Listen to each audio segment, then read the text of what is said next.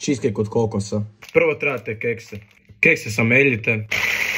Idući sastojak je maslac koji ću rastopiti. Maslac dodajem u kekse. Tu smjesu prebacujem u kalup. Utisnite smjesu u dno i stranice kalupa i stavite u frižider da se malo ohladi. Za kremu, prvo krem sir, malo čvrstog jogurta i to ću zamutiti mikserom. Dodajem kokosovo brašno, dodajem rastopljenu bijelu čokoladu i to sve zajedno smiksajte. Na kekse dodajem kremu, vratite ovo na hlađenje.